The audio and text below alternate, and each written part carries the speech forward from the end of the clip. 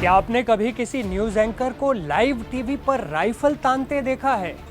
और क्या आप कल्पना कर सकते हैं कि कोई एंकर कैमरे के सामने किसी दूसरे देश के झंडे पर गोली चला दे? ये कोई फिल्म का सीन नहीं है, बल्कि इस वक्त ईरान की हकीकत है। ईरान की राजधानी तेहरान की सड़कों से लेकर टीवी स्टूडियो तक इस वक्त सिर्फ एक ही शोर सुनाई दे रहा है, और वो है हथियारों की गूंज। अमेरिका और खाड़ी देशों के साथ बढ़ते तनाव के बीच ईरान अब अपने आम नागरिकों को फौजी बनाने की तैयारी कर रहा है। सवाल ये है, क्या ईरान किसी बहुत बड़े युद्ध की तैयारी कर रहा है? इस पूरी कहानी की सबसे चौंकाने वाली तस्वीर ईरान के सरकारी चैनल ओफोक टीवी से आई।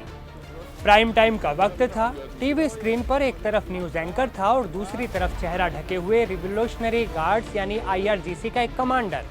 अचानक एंकर के हाथ में एक असली असॉल्ट राइफल आती है और वो लाइव प्रसारण के दौरान संयुक्त अरब अमीरात के राष्ट्रीय झंडे पर गोली चला देता है, UAE के झंडे पर।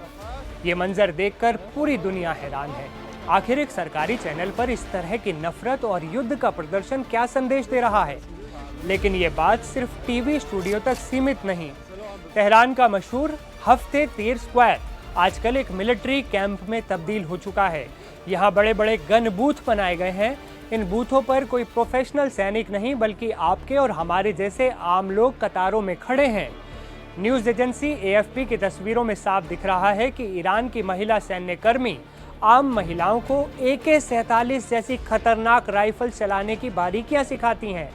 हैरान करने वाली बात यह है कि इस ट्रेनिंग में सिर्फ युवा ही नहीं, बल्कि मासूम बच्चे और बुजुर्ग भी शामिल हैं। ईरान इंटरनेशनल की रिपोर्ट कहती है कि सरकारी टीवी पर अब ऐसे कई प्रोग्राम शुरू किए गए हैं जिनका मकसद सिर्फ एक है, आम नागरिकों को युद्ध के लिए तैयार करना।